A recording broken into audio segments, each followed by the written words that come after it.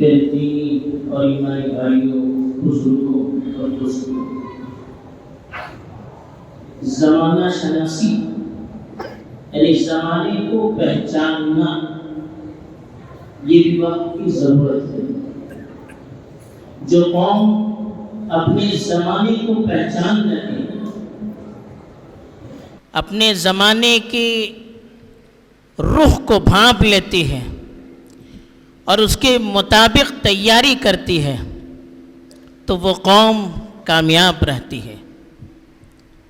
لیکن جو قوم اپنے زمانے کے رخ کو نہیں پہچانتی، اپنے زمانے کو پہچان نہیں پاتی، زمانے کو پہچاننے کا مطلب کیا ہے؟ زمانے کے لوگوں کو پہچاننا۔ زمانہ جن لوگوں نے اپنے ہاتھوں میں ارغمال بنا لیا ہے، ان کے مقاصد کو پہچاننا، ان کی سازشوں کو پہچاننا، ان کی چالوں کو پہچاننا، یہ وقت کی ضرورت ہے۔ جو قوم اس کو نہیں پہچانتی وہ قوم برباد ہو جاتی ہے۔ اس لیے کہ زمانہ اپنے لوگوں سے بنتا ہے، زمانہ اپنے قائدین سے بنتا ہے، زمانہ اپنے مفکرین سے بنتا ہے۔ عوام اپنے مفکروں کے تابع ہوتی ہے، اپنے قائدین کے تابع ہوتی ہے، اپنے ذمہ داروں کے تابع ہوتی ہے۔ اگر ذمہ دار صحیح ہوں تو عوام ان کی صحیح رخ پر رہتی ہے۔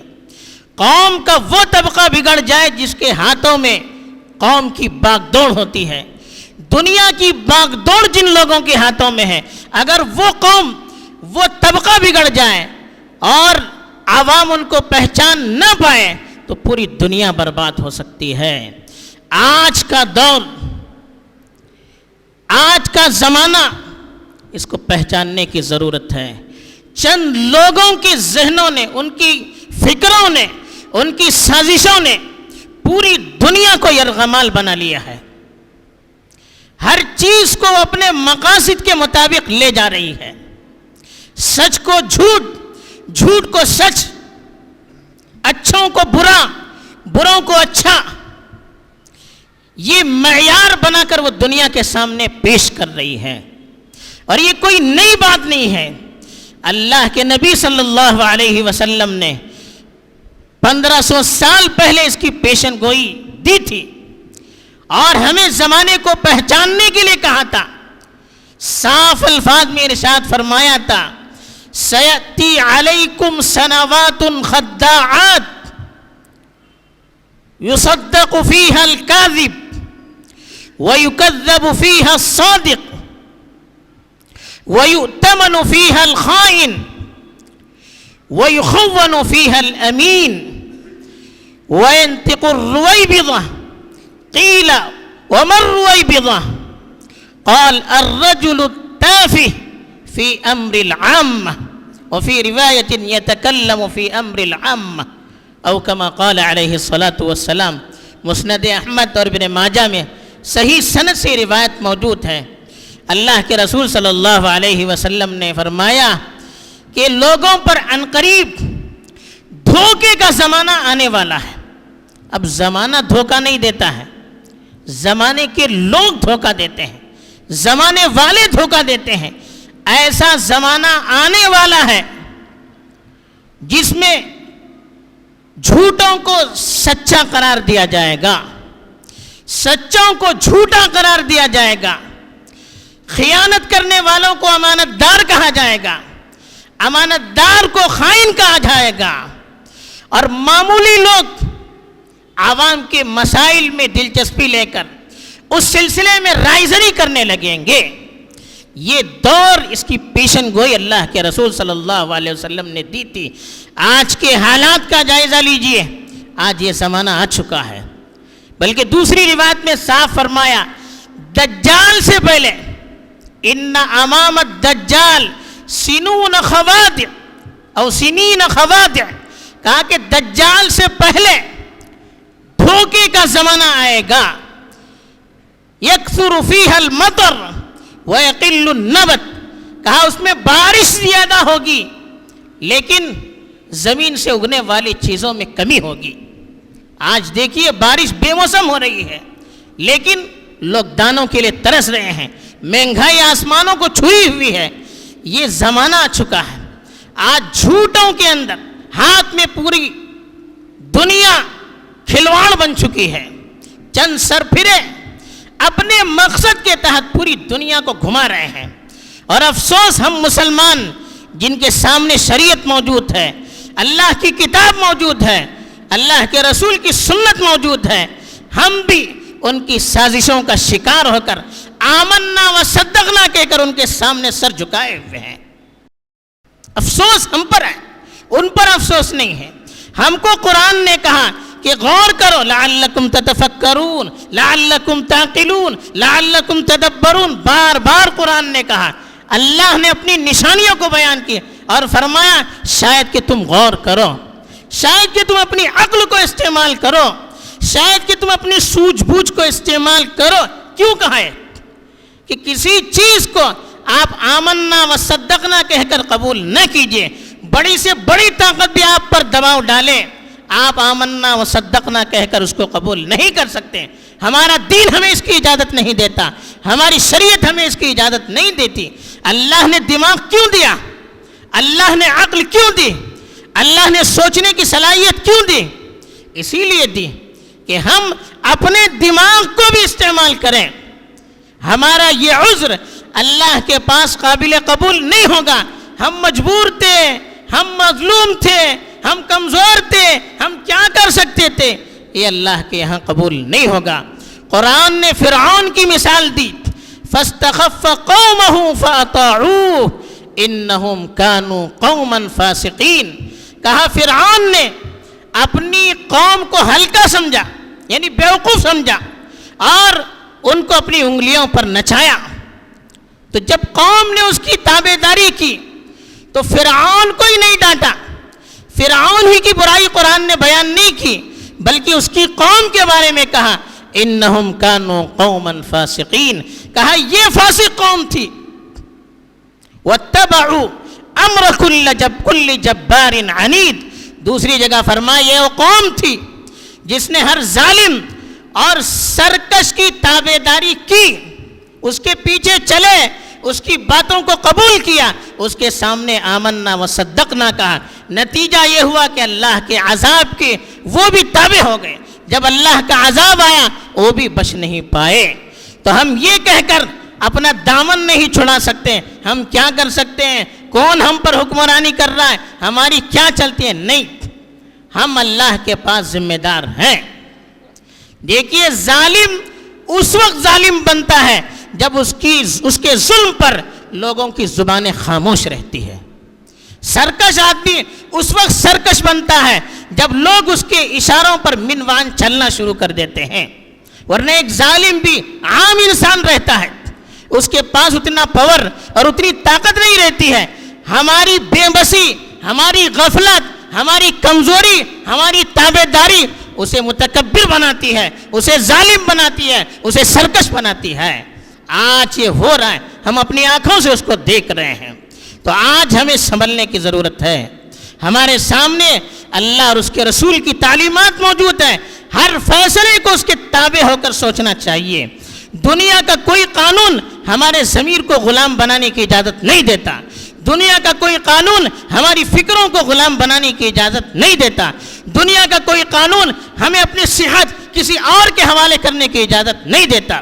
ہم اپنی تعلیم کے خود ذمہ دار، ہم اپنے معاش کے خود ذمہ دار، ہم اپنی صحت کے خود ذمہ دار، ہمیں اس کی آزادی ہے۔ کوئی دنیا کا قانون ہمیں یہ کہہ کر جھکا نہیں سکتا کہ تمہاری صحت ہمارے تابع ہے، تمہارا مرض ہم اپنی تشخیص کے مطابق کریں گے، یہ کوئی دنیا کا قانون اجازت نہیں دیتا۔ ہم اپنی غلامانہ ذہنیت کے ساتھ ان کے تابع بن کر ان کو اپنے اوپر حاوی کرتے جا رہے ہیں۔ تو اس لیے آج یہ سب پالیسیاں ہو رہی ہیں، ہماری تعلیم پر اپنا کنٹرول جمائے ہوئے، ہم ان کی پالیسیوں کو اسی طرح قبول کرتے جا رہے ہیں۔ ہم یہ سمجھتے ہیں کہ ہمارا کچھ نہیں، جو بھی ہے ان کا ہے، یہ ہماری غلطی ہے۔ ہم اپنی صحت کو ان کے تابع کر چکے ہیں، وہ جو علاج بتاتے ہیں، جو بیماری بتاتے ہیں، من وہاں اس کو تسلیم کرتے ہیں۔ کیا اللہ نے ہمیں دماغ نہیں دیا ہے؟ کیا اللہ نے ہمیں عقل نہیں دی؟ ہم دوسروں پر بددعائیں کرتے ہیں، کیوں کرتے ہیں؟ کیا حق ہے ہم کو؟ ہم نے ان کو ظالم بنایا ہے۔ تو اس لیے سوچ سمجھ کر فیصلہ کرنے کی ضرورت ہے۔ آج میں خاص طور پر جہاں تک میری آواز پہنچ رہی ہے، میری اللہ کے سامنے اپنے آپ کو ذمہ دار بنا کر میں کہہ رہا ہوں، کل اللہ مجھ سے بھی پوچھیں گے، آپ سے بھی پوچھیں گے۔ تاریخ بن رہی ہے، زمانہ بن رہا ہے، ہماری ذرا سی غفلت پوری قوم کو برباد کر سکتی ہے۔ تو اللہ کے لیے میں اپنے قائدین، اپنے ذمہ دار، اپنے علماء اور ان لوگوں کو جن پر عوام اعتماد کرتی ہے، آنکھ بند کر جن پر عوام بھروسہ کر رہی ہے، میں ان کے سامنے یہ بات بڑی ذمہ داری کے ساتھ کہہ رہا ہوں، اللہ کے لیے کوئی فیصلہ ایسا نہ کیجئے جس سے عوام برباد ہو جائیں، ان کی صحت برباد ہو جائے، ان کی تعلیم برباد ہو جائے، ان کی معاش برباد ہو جائے۔ اللہ کے لیے ایسا فیصلہ نہ کیجئے، ہماری جان چلی جائے، لیکن ایسا فیصلہ ہم اپنی زندگی میں نہ کریں۔ کل کو تاریخ ہمیں خائن لکھے گی، کل کو تاریخ ہمیں ظالم لکھے گی۔ ہمارے سامنے غلط پالیسی آتی رہی، ہم نے عوام کو آگاہ نہیں کیا، ہمارے سامنے ہماری عوام کو برباد کیا جا رہا تھا، ہم نے آواز نہیں اٹھائی، یہ ہماری کمزوری ہے۔ تو آج ہمیں اس کی ضرورت ہے، ذرا سوچ بوجھ کر فیصلہ کرنے کی ضرورت ہے۔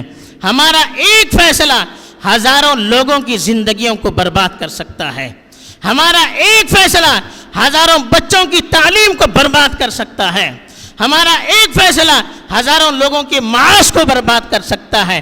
قدم قدم پر ہمیں اللہ کے حکم کو دیکھنا چاہیے اور اللہ کے سامنے حاضر ہونے کا احساس یہ ہمارے دل میں ہونا چاہیے، اس کے بغیر کوئی طاقت کام نہیں کر سکتی۔ یاد رکھیے، اللہ پر بھروسہ کر کے ہم آگے بڑھیں گے، اللہ کی مدد ہمارے ساتھ ہوگی۔ ہم اللہ پر بھروسہ ہی نہیں کریں، ہمیں دشمنوں پر بھروسہ، ہمیں ظالموں پر بھروسہ، اللہ پر بھروسہ نہیں تو اللہ کی مدد کہاں سے آئے گی؟ ہم یہ قدم اٹھانے کے لیے تیار نہیں، ایک فیصلہ اپنی مرضی اور شریعت کی روشنی میں لینے کے لیے تیار نہیں، کہاں سے اللہ کی مدد آئے گی؟ تو اس لیے آج ہمیں سنجیدگی سے اس مسئلے پر غور کرنے کی ضرورت ہے، ڈرنے کی، مایوس ہونے کی کوئی ضرورت نہیں۔ ہمارے سامنے اللہ کی کتاب ہے، ہمارے سامنے ظالموں کے واقعات ہیں، ہمارے سامنے انبیاء کے واقعات ہیں، ہمارے سامنے ہماری تاریخ پڑی ہوئی ہے۔ کچھ لوگ جب بیدار ہوئے پوری ملت بیدار ہوئی، لیکن کچھ لوگ جب سو گئے پوری ملت برباد ہو گئی۔ یہ ہماری تاریخ نے سنہرے حروف میں اس کو لکھا ہے۔ تو آج ہمیں اس پہلو میں خاص طور پر توجہ دینے کی ضرورت ہے۔ اور دوسری بات، اللہ کے رسول صلی اللہ علیہ وسلم نے دجال کے فتنے سے بچنے کے لیے کچھ تدابیر بتائی۔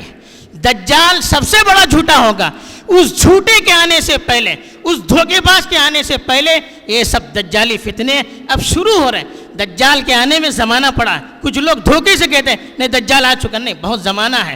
جو نشانیاں دجال سے پہلے آنے والی ہیں اس میں سے بہت ساری نشانیاں ابھی باقی ہیں۔ بڑا دجال آنے والا ہے، یہ اس کا مقدمہ ہے۔ یہ جھوٹوں کی حکومتیں، یہ جھوٹوں کی پالیسی، یہ جھوٹوں کی سازشیں، یہ جھوٹوں کی کانفرنسیں، یہ سب اس کا مقدمہ ہے۔ تو دجال کے فتنوں سے اللہ کے رسول صلی اللہ علیہ وسلم نے بہت زیادہ ڈرایا ہے۔